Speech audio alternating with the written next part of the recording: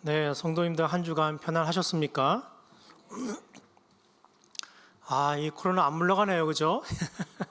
예, 이제 안 물러간대요.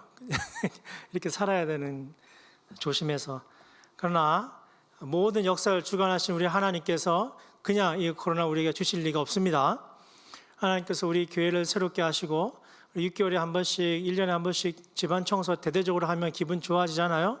이번 기회에 우리가 영적으로 재정돈해야 될 부분들을 정돈하고 그동안 중요하게 생각해야 되는데 중요하게 생각하지 못한 것들을 다시 제자리에 원위치 시켜놓고 별로 중요하지 않은 것들을 내 중심에 놓았다면 주변부로 제껴놓는 그런 시기 기회로 삼아서 우리가 정말 하나님 앞에 다시 서는 좋은 찬스로 삼아야 되겠습니다.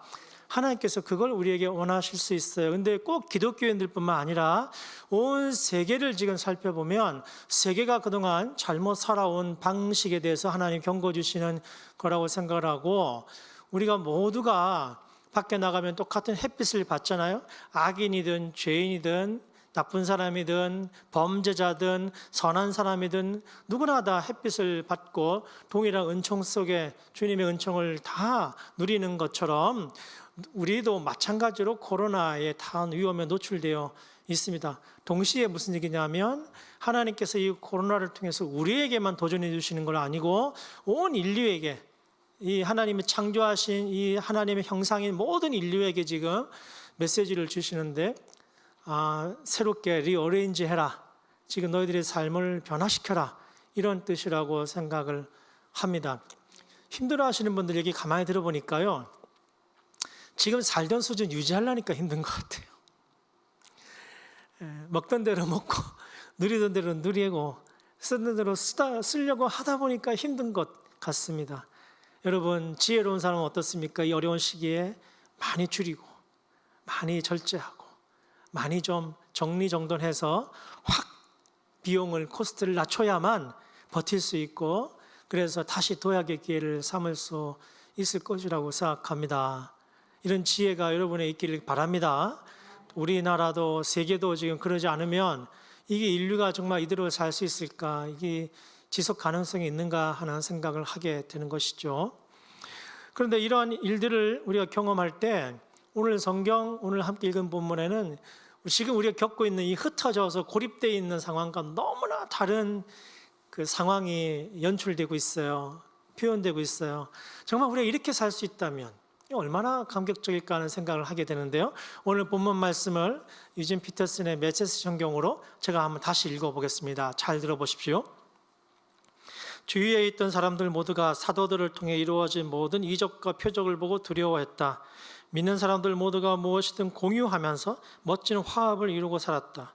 그들은 자신들이 가진 것은 무엇이든 팔아 공동 자원으로 이용하면서 각 사람의 필요를 채웠다. 성전에서 예배를 드리고 나서 집에서 식사하고 하나님을 찬양하는 것이 그들의 하루 일과였다. 식사 때마다 즐거움이 넘쳐 흐르는 축제였다. 사람들은 그 모습을 좋게 보았다. 하나님께서 구원받은 사람들을 더하셔서 날마다 그들의 수가 늘어났다.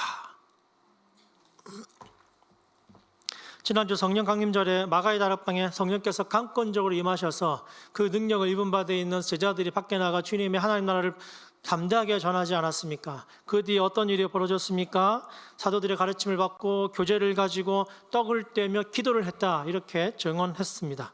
오늘 우리는 더 구체적인 이 처음 교회의 모습을 3개 정도의 의미를 부여하면서 우리가 코로나 상황임에도 불구하고 다시 회복해야 될 처음 교회의 그 원형적인 모습은 어떤 모습이었던가 생각해 보고자 합니다. 이것은 예전 2000년으로 돌아가자는 말씀을 드리는 게 아닙니다. 오늘 우리가 살아가는 2020년 이 코로나 상황에서도 어떻게 하면 처음 성령께서 원하셨던, 우리 하나님께서 원하셨던 그 교회의 모습을 재현해내고 다시 정언할 수 있을 것인가를 고민해 보려고 하는 것입니다.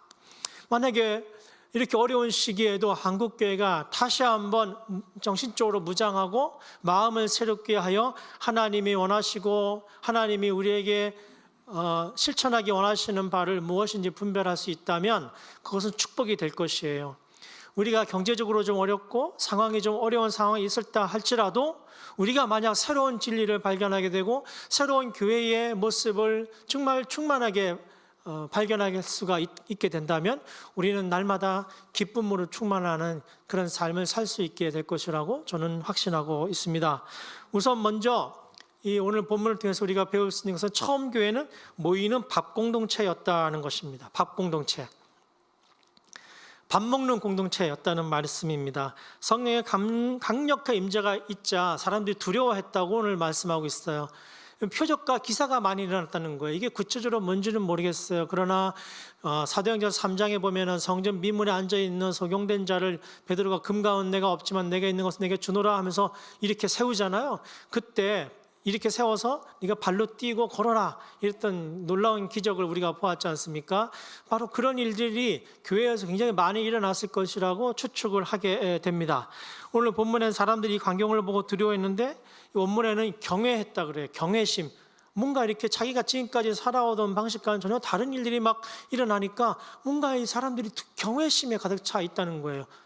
이 공동체 안에서. 그리고 사람들은 그리스도 이름으로 세례를 받은 후에 가장 먼저 한 일이 오늘 본문에 의하면 함께 모여 있었다는 거예요. 흩어지지 않았다는 거예요. 오늘 우리가 코로나 상황 때문에 각자 흩어져서 가정에서 온라인으로 예배 드리는 상황이 되고 있습니다만은 기본적으로 성령께서 함께 했을 때 함께 모였다. 물론 이제 저는 이 학문하는 연구자로서 온라인으로 모여 있는 것도 모여 있는 거다 라는 지금 연구를 하고 있기는 합니다. 그러나 기본적으로 우리가 어쨌든 온라인이든 오프라인이든 함께 모여 한 마음으로 예배드리는 것이 이게 성령의 공동체의 특징이었다 하는 것이죠. 그런데 함께 모여서 뭘 했느냐? 예배만 드린 게 아니고요. 아시는 대로 밥을 같이 먹었다는 거예요. 우리 한국인에게도 얼마나 밥이 중요합니까? 우리는 정말 밥 없으면 못 사는 민족인데 너 밥도 없을 줄 알아. 협박할 때 사람들을 겁줄 때 너 밥도 없을 줄 알아. 심지어는 국물도 없을 줄 알아. 이런 얘기도 하지요. 이 마음에 드는 아가씨가 있을 때 남자가 뭐라고 합니까? 저랑 같이 밥 한 끼 하실래요? 요즘엔 뭐 라면 먹고 가실래요? 이런다는데 어쨌든 먹는 거 같고 이렇게 얘기합니다. 고마울 때 야 진짜 정말 고맙다. 내가 나중에 밥 한 끼 살게. 이런 얘기를 우리가 밥 먹듯이 하지 않습니까? 밥 한 끼 살게라는 말을 우리가 밥 먹듯이 하자. 좀 전에 우리 집사님하고 잠깐 옆에 앉아서도 제가 무슨 얘기 나누다가 밥 한 끼 하시죠 이렇게 얘기를 했던 것 잠깐 기억이 납니다. 밥은 먹고 지내냐 이런 얘기합니다. 안부를 전할 때, 걱정될 때, 외지에 나간 자녀를 고민할 때 밥은 먹고 지내니, 밥 먹었니? 이 부모님들의 평생 가는 걱정이 아니겠습니까? 병원 가서도 의문할 때 아파도 밥은 먹어야 돼 이렇게 우리가 얘기를 하곤 합니다. 이만큼 밥이라는 게 정말 우리에게 중요한 것인데 이 중요한 이 밥을 같이 먹는다는 것은 더 큰 의미가 있겠죠. 여러분 밥을 같이 식사를 같이 먹는 사람과 그렇지 못한 사람의 차이는 뭐겠어요? 그 사람을 내가 믿는다는 거 아니겠습니까? 신뢰한다. 우리가 함께 이제 더불어 식탁을 공유해도 좋겠다. 이런 뜻 아니겠습니까? 아무리 그 사람이 잘 알려진 사람이라도 내가 불편하면 그 사람의 신뢰를 못하면 식사 같이 하는 것이 오만 어려운 일이 아니겠습니까? 44절에 보면 믿는 사람이 다 함께 있어라는 표현이 있는데 당시 예루살렘에서 이게 굉장히 이례적인 일이었다고 합니다. 집회가 아니면 모인 일이 없기 때문에 다 함께 있어서 교제를 나누었습니다. 46절에 보면 떡을 떼며 기쁜 마음으로 음식을 먹었다고 합니다. 형편이 조금 나았거나 또는 넓은 집이 있는 사람이 아마 초청했을 것 같아요. 그 당시 집이 다 작고 여러 사람이 모여있는 집이 별로 없었기 때문에 아마 그 무리들 중에 좀 형편이 나았거나 집이 좀 넓은 사람이 다 초청해서 함께 예배드리면서 찬양하면서 식사를 함께 나눴던 것이 아닌가 생각해 보게 됩니다. 이때 떡을 떼며라는 표현은요, 지금처럼 성찬식을 했다는 뜻이 아닙니다. 함께 식사를 나누었다, 함께 밥을 먹었다, 식탁을 나누었다 그런 뜻입니다. 우리 주님도 공생의 기간 동안에 갈릴리의 가난한 사람들을 먹고 입히는 일에 굉장히 관심이 많으셨습니다. 요한복음 6장 35절에 의하면 나는 생명의 떡이니 내게 오는 자는 결코 줄이지 아니할 터이요 나를 믿는 자는 영원히 목마르지 아니하리라 이렇게 말씀한 것 우리가 기억하지 않습니까? 가난한 사람들에게 밥을 먹이는 일이 주님께도 굉장히 중요한 일이었기 때문에 오병이어로 너희가 먹을 것을 주라라고 말씀하셨고 그것을 믿지 못하는 제자들에게 이 믿음 없는 세대야라고 책망까지 하셨습니다. 심지어 본인 자신을 밥이라고 표현하셨어요. 내가 떡이다라고 표현하셨어요. 나를 먹는 자는 배고프지 않을 것이다라고 약속해 주셨습니다. 함께 더불어 먹고 마시는 일이 한 마음이 되었다는 것을 상징하는 것이죠. 함께 식사를 함으로써 다른 사람을 내가 받아들이고 나를 그들에게 개방하는 것입니다.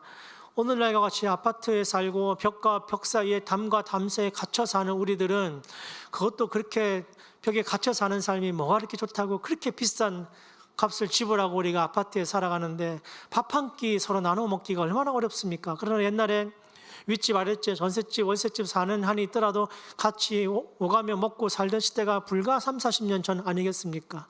정이라는 게 없어졌어요. 서로 나누는 어떤 사랑의 깊이가 우리 전 사회적으로 굉장히 얕아졌어요. 교회는 이렇게 부흥하는데, 큰 교회도 많고 성장을 하는데 사람들 간에 밥을 나누는 정이 점점 약해지고 있다는 것이지요. 주님이 이 행위를 기뻐하십니다. 공생애 동안에 우리 주님께서는 항상 함께 식사를 하셨고 음식을 나누었습니다. 성경에 의하면 주님을 그 집안으로 초청해서 은혜를 받은 사람들이 굉장히 많았습니다. 여러분 삭개오 기억하시죠? 삭개오는 비록 주님을 초청을 받아봐도 자기 재산을 다 나누어줌으로 말미암아 이전보다는 가난한 사람이 되었는지는 모르겠습니다만은 진정으로 하나님 나라의 비밀을 드디어 발견했던 그런 축복을 누린 사람 아니었겠습니까? 그런가 하면 마르다와 마리아는 주님 모셔놓고 음식을 하고 말씀을 듣는데 정말 열심히지 않았습니까? 그런가 하면 베다니 문둥이 시몬은 주님을 자신의 집안으로 초청했을 때 마리아가 와서 향유 옥합을 깨뜨려서 마지막 장사됨을 상징적으로 주님을 축복했던 사건을 우리가 기억하지 않습니까? 또 몰래 주님을 존경했었던 바리새파 지도자들도 주님을 집으로 은밀히 초청했던 것을 우리가 기억하는 것입니다. 예수님을 주님으로 고백하는 이들은 주님을 초청하듯이 이웃을 초청하고 지체들을 초청하게 되는 것이죠. 식사를 함께 하게 되는 겁니다. 이웃을 초청해서 개방하고 나누게 되는 것입니다. 성령께서 강권적으로 임하셨을 때 그 중요한 상징 중에 하나가 밥을 나누는 것이었습니다. 식탁을 개방하는 것이었습니다. 오늘날은 각자 도생하는 것이 이 문화가 되어서 식탁을 함께 나누는 것이 굉장히 어려운 일이 되었습니다. 그러나 교회의 본질이 여기 있다라고 생각한 많은 교회들이 이제 새롭게 선교적 교회 새로운 시도를 하고 있습니다. 오늘 좀 소개해 보려고 합니다. 자, 올려주시죠.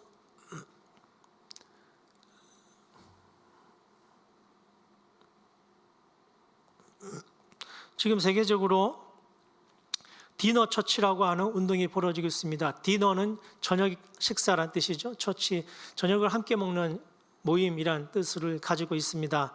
점점 제도화되고 형식적인 예배를 통해서 주님 만나기 어렵다는 것, 그다음에 건물과 공간에 갇혀서 더 이상 성령의 역동성을 느끼기 어렵다는 것, 또 기존 성도들과 새로 오는 분들이 서로 교제하는 게 쉽지 않다는 것 때문에 많은 교회들이 이제 새로운 시도를 하고 있고 선교적 교회가 되어가기를 원하고 있는데, 그 중에 하나의 새로운 흐름이 이 디너 처치라는 운동이에요. 지금 보시고 있는 이 교회는 미국에서 시작한 첫 디너 처치인데 브루클린에 위치하고 있는 성 리디아즈 교회라는 곳입니다.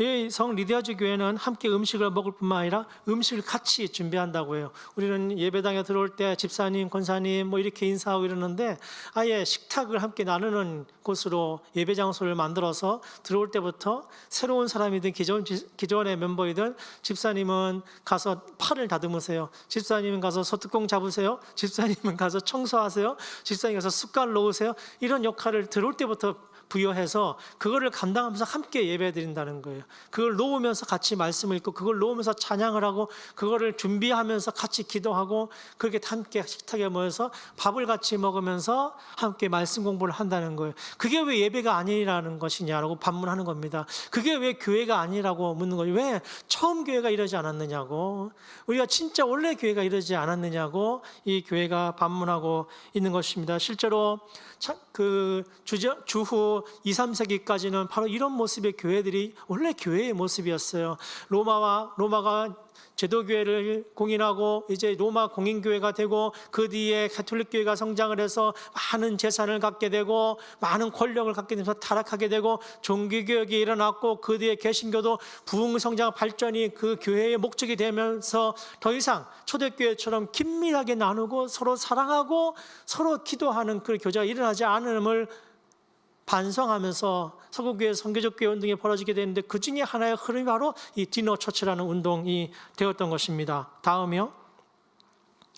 이 교회는 시카고에 있는 루트 앤 브랜치 교회라고 하는 곳인데 이 일리노이주의 시카고에 위치하는데 매달 주일 두 번은 교회 와서 예배드리고 나머지 두 번은 각자 가정에 조금 넉넉한 공간이 있는 가정에 모여서 함께 식탁을 나누며 하나님께 예배 드린다고 합니다. 같은 본문으로 또 우리처럼 이렇게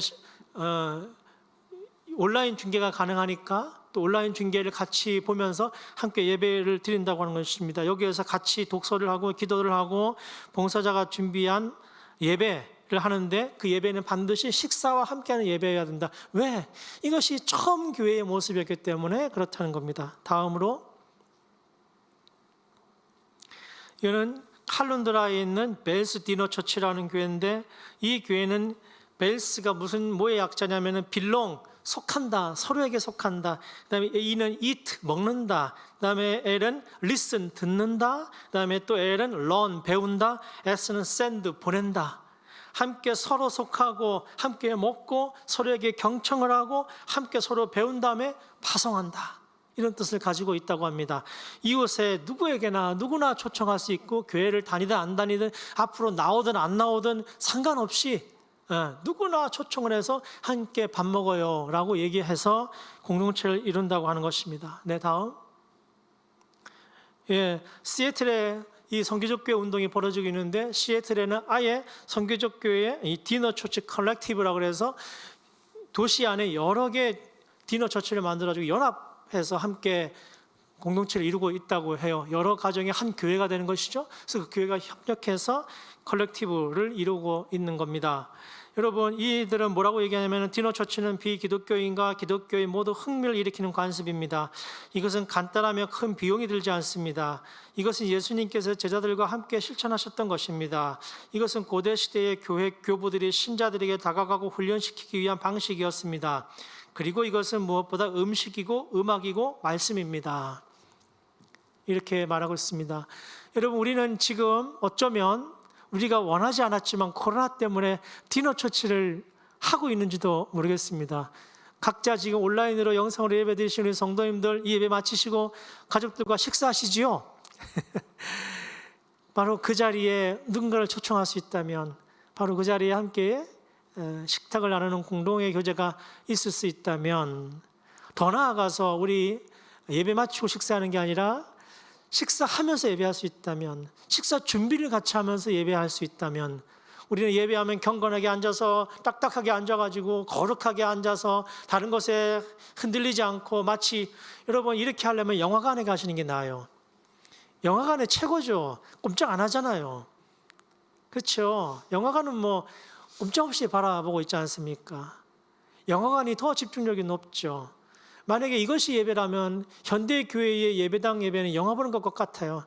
여러분, 예배는 공연이나 이벤트가 아니에요. 하나님과 교제하는 거예요. 서로가 음성을 듣는 거예요. 서로를 위해서 기도해 주는 거예요. 이게 예배예요. 근데 우리 지금 예배 때 그렇게 못하잖아요. 이걸 회복하자는 운동인 것입니다. 나는 이번 코로나 기간 동안에 우리 교단에서 또 학교에서 이제 코로나 이후에 여러 가지 교회 형태를 연구하고 제안하는 역할을 맡고 있습니다. 이런 교회들의 형태들도 코로나 이후에 새로운 교회의 출현 형태로 저는 생각하고 있습니다. 제가 목사 될 사람들 가르치잖아요. 우리 학생들에게도 이런 교회를 앞으로 개척하라고 이제 가르칠 생각을 가지고 있습니다. 건물 필요 없죠. 함께 음식을 나누고 이렇게 나눈다면 라면이들 어떻겠습니까? 라면에다 카레 풀어가지고 카레 라면 먹고 그 다음에는 다른 거 풀어서 다른 라면 먹고 이러면서 서로 말씀을 나누고 역할을 분담하고 하면서 처음 교회로 돌아갈 수 있다면 새로운 성령의 공동체가 만들어질 수 있다면 이 얼마나 아름다운 일이겠습니까? 코로나에 우리는 감사해야 되겠죠. 어떻게 생각하면? 두 번째로 처음 교회는 박공동체인과 동시에 두 번째로 처음 교회는 나누는 경제 공동체였습니다. 오늘 본문에는 매우 논란이 많은 표현이 나오는데요. 44절에 의하면 모든 물건을 서로 통용하고 또한 46절에 의하면 재산과 소유를 팔아 각 사람의 필요를 따라 나눠주었다. 어떤 사람들 이런 모습 때문에 이 교회가 이 초대교회 너무 이단적이었다, 또는 이 무슨 공산주의 체제를 지지하는 거 아니냐라는 비판을 하는 사람들이 더러 있긴 합니다. 이 참 제대로 생각하지 못해서 이런 얘기를 하는 것인데요. 누가, 이 성경을 쓴 누가가 이 표현을 사용할 때는 그 당시에, 이 누가가 이 성경을 기록할 당시에, 그 당시에 이 근동 지방에는 바로 이 표현이 가장 이상적인 공동체의 모습으로 여러 문헌에 등장한대요. 무슨 말이냐면 현실에는 불가능한 공동체, 현실에는 있을 수 없는 공동체라는 뜻이에요. 그래서 누군가 어떤 이상적인 얘기를 할 때 이런 식으로 표현했다고 합니다. 그런데 오늘 누가는 우리에게 무엇을 말하고 있습니까? 바로 그 당시 불가능하다고 믿었던 그 공동체가 성령의 임재하심으로 말미암아 초대교회에 실제로 이루어졌다는 거예요. 바로 그렇게 이상적인 모습이었기 때문에 그걸 본받고 모방하기 위해서 여러 공동체가 덜어 있긴 했는데, 예컨대 피타고라스 공동체나 또는 사막에서 자신들끼리 따로 거주해서 살고 있는 에세나파 공동체가 있긴 했습니다.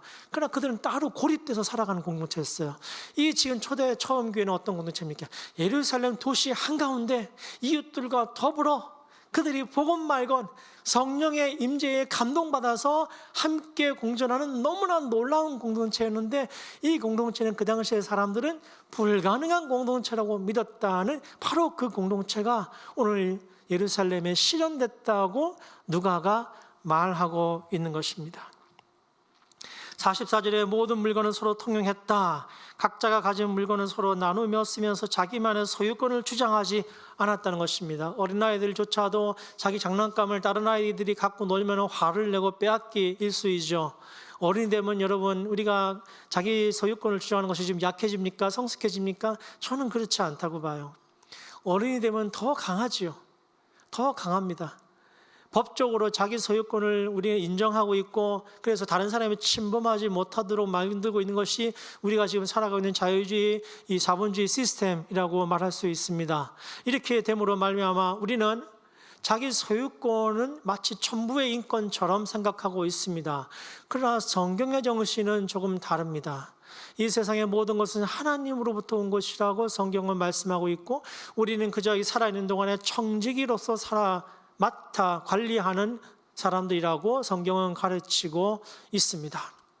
바로 이것이 오늘 초대교회에 이루어졌던 것이에요. 성령이 임하시니까 법으로, 체계로, 관습으로 만들어진 법이 아니라 성령이 임하시니까 자기가 가지고 있는 것들이 바로 자신의 소유권을 주장하지 않게 되는 놀라운 일들이 벌어지게 된 것입니다.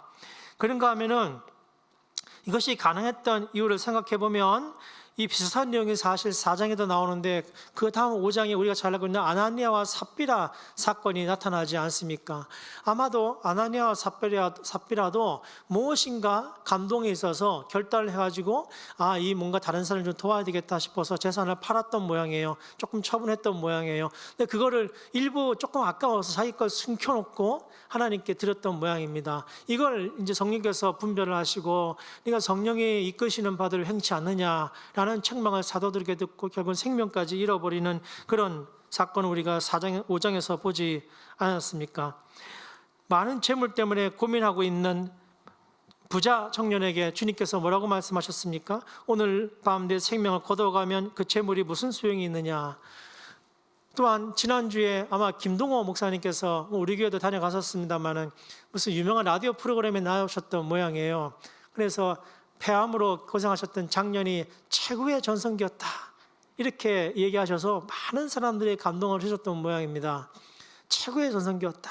그리고 정말 늘 말씀하듯이 잘 사는 것과 부자로 사는 것은 정말 다른 거더라, 내가 뼈저리게 느꼈다, 이런 얘기를 하셨다고 합니다. 성경이 가르침이 바로 이런 거죠. 잘 사는 것, 성령과 동행하는 것, 성령의 임재에 따라 사는 것, 이 잘 사는 것과 부자로 사는 것은 정말 다른 일인데, 오늘날 많은 이 교회들이 잘 사는 것과 부자로 사는 것을 동일시하는 경우가 종종 있게 되는 것이죠. 여러분, 이렇게 되면 이 처음에 하나님께서 이루셨던 이 경제 공동체를 우리가 정말 그 당시에 사람들이 생각했던 것처럼 현실적으로는 불가능한 공동체, 있을 수 없는 공동체, 말로만 그런 공동체, 그냥 우리가 바라봐야 될 공동체라고 생각하는 것에 그치게 될 것입니다. 그러나 성령 임하시면, 성령께서 함께 하시면 이런 일들이 벌어지는 줄로 분명히 믿습니다. 여기에서 중요한 건 48절에 서로의 필요에 따라 나눴다고 했습니다. 여기서 중요한 것은 여러분, 그 개인의 재산을 몰수하거나 다 주님 앞에 갖다 바쳤다는 뜻이 아니고 사람의 필요에 따라, 다시 말해서 오늘날 자본주의는 사람보다 돈이 더 중요한 자본주의인데, 이 처음 교회는 그 경제 공동체는 돈보다 사람이 더 중요하다는 사실을 명확하게 알고 있었다는 거예요. 서로 누군가에게 부족함이 생기고 결핍이 생기고 뭔가 필요가 생기게 되면 누군가가 그 필요를 채우고 그 결핍을 채우고 그 부족함을 채우기 위해서 자신의 소유를 조금 재산을 처분해서 그 필요를 채우는 일이 일어났다는 뜻이에요. 많은 이단들이나 또 잘못된 교회 지도자들이 함부로 그 재산을 주님께 다 갖다 바치라 이런 식으로 사람들을 협박하고 두려움에 떨게 만드는 일들이 지금도 종종 일어나고 있는데, 이것은 거짓 선지자인 것이죠. 성령께서는 그렇게 일하지 않으십니다. 사람들이 성령의 감동이 되니까 다른 사람의 부족함이 보이는 거예요. 저 사람의 필요가 보이는 거예요. 저 사람의 결핍이 보이는 거예요. 견딜 수가 없는 거예요. 참을 수가 없는 거예요. 그래서 내가 가지고 있는 것 조금 처분해서 그 사람을 위해서 쓸 수 있도록, 나눠 쓸 수 있도록 그렇게 했다는 것입니다. 이게 어떻게 가능했습니까? 법으로 입법한다고 되겠습니까? 우리나라 지금 얼마나 많은 갈등과 얼마나 많은 싸움이 일어나고 있어요. 이런 문제 때문에. 여러분, 법과 제도로 해결되지 않지만 성령께서 감동 주시면 처음 교회는 바로 이런 일들이 벌어졌다는 놀라운 일들을 우리가 성경에서 보고 있는 것입니다. 오늘 하늘교회도 1,000만 원에 가까운 우리 약한 지체들을 위한 헌금을 지금 모아놓고 있지 않습니까? 참으로 이 귀한 헌금이 하나님의 뜻대로 아름답게 쓰여질 수 있기를 간절히 바랍니다. 오늘 자본주의는 철저히 개인의 소유권을 주장하는 것이 되어버렸습니다. 오늘의 자본주의는 사람의 얼굴을 잃어버렸다고 학자들이 얘기합니다. 사람보다 돈을 우선하면 여전히 위험의 외주화로 인해서 오늘날 한국에서도 많은 외국인 노동자들이나 일용직 노동자들이 매일같이 목숨을 잃어버리는 일이 반복되고 있고, 아파트 경비원에 대한 업신여김은 사라지지 않을 것이라고 생각합니다. 정규직에서 퇴직하셔서 아파트 경비원을 하신 어떤 분이 그 경험이 너무나 고통스럽고 참으로 억울해서 책을 내었던 거거든요. 임계장 이야기. 본인은 임시가 아닌데 자꾸 본인을 갖고 임계장 부르더라는 것이죠. 왜 그러냐 그랬더니 임시 계약직이라는 것을 줄여서 이렇게 불렀다고 합니다. 쉽게 처분하고 쉽게 자르고 쉽게 교환하고 교체하고. 여러분, 사람을 이렇게 처우해서 되겠습니까? 사람을 이렇게 함부로 취급해서 되겠습니까? 하나님이 원치 않으시는 것이지요. 우리가 살아가는 이 세상의 구조가 만약에 그렇게 되어 있다면 여러분, 우리가 바꿔야 되겠습니다. 특별히 청년들을 우리가 더 귀히 여겨야 되겠습니다. 지금 당장 현 세대가 좀 어렵고 코로나 때문에 더 어려운 지경에 빠졌지만 청년들에게 더 많이 지원하고 청년들을 더 많이 투자해서 그들이 펼쳐갈 미래에는 어려움이 없도록 우리가 미리미리 준비하는 지혜가 정말 필요합니다. 그렇게 돼야만 선진국이 되는 거예요. 당장 우리가 어렵지만 다음 세대에 투자할 수 있고 다음 세대에 지원할 수 있어야 이게 진짜 선진국이라고 생각을 하는 것이죠. 그래서 우리가 존경할 수 있는 나라가 되기 위해서는 바로 그런 문화가 정착이 되어야 된다고 생각합니다. 이렇게 많은 교회가 있고 이렇게 많은 그리스도인이 있는데 우리가 먼저 나서서 그런 문화를 정책적으로 국가가 입안할 수 있도록 지지하고 격려해야 한다고 저는 분명히 생각합니다. 그래야만 우리나라가 세계에서 그래도 예수 믿는 나라, 하나님 믿는 나라에서 존경받고 제사장 나라, 선교사의 나라가 될 줄로 믿는 것입니다. 처음 교회가 이렇게 자발적으로 나눌 수 있었던 것은 성령의 감동을 위해서 그리스도의 이름으로 세례를 받았기 때문에 이제 모든 것이 하나님의 것이고 주님의 것이라고 그 소유권을 내려놓게 되었던 것이 중요했습니다. 복음을 모르고 살면 자신을 위해서 살게 됩니다. 경쟁에서 기어코 이기려고 살게 됩니다. 재산을 모아서 그것으로 자신의 행복을 채우려고 합니다. 성령이 임하시면 어떻게 됩니까? 그리스도의 주권을 인정하게 되면 어떻게 됩니까? 다른 사람들의 필요에 민감해지게 됩니다. 다른 사람의 아픈 모습에 견딜 수 없게 되는 거예요. 다른 사람의 부족함에 마치 내 책임처럼 느껴지게 되는 거예요. 이 아름다운 일이 처음 교회에 풍성하게 일어났다. 그 당시에 사람들은 절대 있을 수 없는 일이고 그저 상상에만 존재하는 공동체였는데 처음 교회에 성령께서 임하시자 그러한 일이 불꽃같이 일어나게 되었다. 그러자 표적과 이사가 넘치게 되었다. 즉각적인 나눔과 사랑에 주저하지 않게 되었던 것입니다. 이제 세 번째로 처음 교회는 밥 공동체였고 함께 모이는 경제 공동체였고, 세 번째로 처음 교회는 전하는 선교 공동체였습니다. 47절에 의하면 처음 교회는 사람들의 칭송을 받았다고 얘기하고 있습니다. 왜 사람들이 이 공동체를 칭찬했을까요? 왜 사람들이 이 공동체를 보면서 기분이 좋아졌을까요?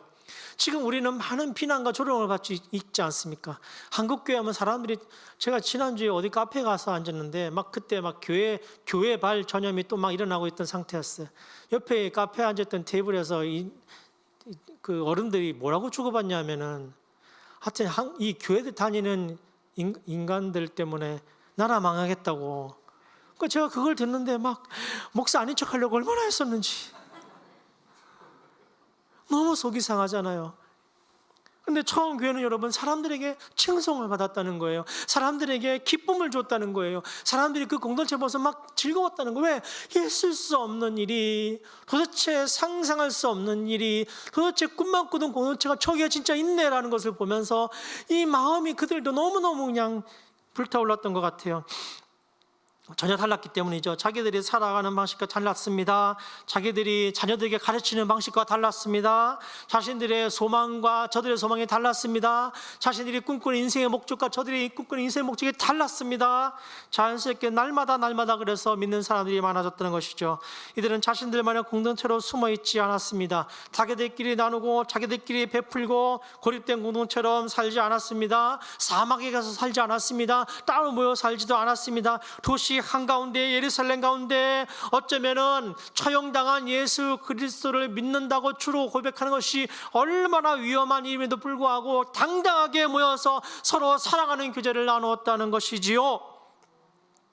그런 이들의 모습을 보고 기뻐하며 이들의 공동체에 합류하는 이들이 많았던 것입니다. 여러분, 처음 교회는 선교하는 공동체였습니다. 이들이 하는 그들의 선교는 어떤 것이었습니까? 총동원주일도 아니었고요, 건물을 지어서 사람을 채우려는 프로그램도 아니었습니다. 성령의 감동에 따라 자신의 삶과 소유의 권리를 우리 주님께 돌려드리고 사람들의 필요와 사람들의 고통과 아픔에 귀를 기울이면서 복음을 나누고 사랑을 나누게 되니 점차 그 공동체가 날마다 커졌습니다. 할렐루야. 아시는 대로 이제 곧 로마 정부와 유대인들의 박해가 시작이 됩니다. 성도 여러분, 200년 전에 이 땅에 가톨릭 신앙인 신부들의 복음 전파가 없었더라면, 100여 년 전에 이 땅에 개신교 목사님들의 선교가 없었더라면, 그들이 편안하고 체제에 복종하며 관에서 하라는 대로 그저 순종하면서 복음을 전했더라면 지금과 같이 이렇게 한국교회가 당당한 모습이 되었겠습니까? 피를 뿌렸습니다. 잘못된 것을 고쳐나갔습니다. 양반과 상놈이, 남과 여자가 동등하다고 외쳤습니다. 함께 예배드리는 공동체가 되었습니다. 밥을 나누는 공동체가 되었습니다. 심지어는 상놈이 장로가 되고 양반이 집사가 되는 일들도 벌어졌습니다. 신분 고하를 막론하고 하나님 앞에 다 같이 하나님의 자녀라고 고백하게 되었던 것입니다. 여러분, 진정한 공동체는 이 세상의 대세와 타협하지 않습니다. 기존의 질서를 흔들어 버리고 맙니다. 기득권자들의 이익을 침해하는 일들이 벌어지게 되는 것입니다. 교회의 성경은 때로 위험을 초래하며 기존 질서를 변화시키고 약한 이들에게 새로운 삶을 선물하기 때문에 비판을 받거나 오해를 받을 수 있습니다.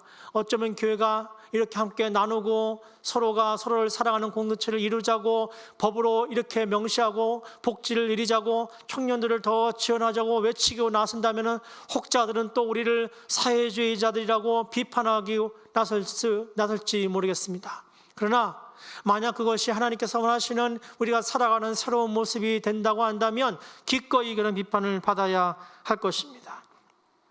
교회의 선교는 본래 위험을 감수하는 것입니다. 오늘 많은 교회는 위험이 없는 안전한 선교를 하고 싶어 합니다. 희생도 없습니다. 자기의 권리를 포기하지도 않습니다. 그러니 사람들에게 진정성도 감동도 주지 못하고 많은 것입니다. 믿는 자들을 늘어나게 하시는 이는 여러분 하나님이십니다. 오늘 보면 하나님께서 구원받는 자들을 날마다 더하셨다라고 증언하고 있는 것을 여러분 기억하셔야 합니다. 교회 프로그램이 사람들을 늘어나게 한 것이 아닙니다. 큰 교회 건물이 사람들을 넘치게 만든 것이 아닙니다. 오늘 처음 교회는 성령이 임하시고 들이 함께 밥을 먹고 서로의 필요를 채우는 이 아름다운 공동체로 인하여서 그 하나님의 선교하심에 동참함으로 말미암아 오늘 본문에는 분명히 말씀하시기를 하나님이 믿는 자들을 늘려가셨다라고 증언하고 있습니다. 하나님이 하십니다. 우리가 영적인 공동체로 건강하게 제대로 서 있다면 우리 하나님께서 날마다 믿는 자들을 초청해 주실 줄로 믿습니다. 사랑하는 성도 여러분, 함께 찬양하시면서 우리가 함께 회복해야 될 공동체의 모습을 생각해 보길 소망합니다. 성도 여러분, 무엇보다 우리 한국교회의 모습을 한번 돌이켜보면 처음 교회와는 너무나 많이 멀어져 있다 생각하게 됩니다. 회개할 것이 너무나 많습니다.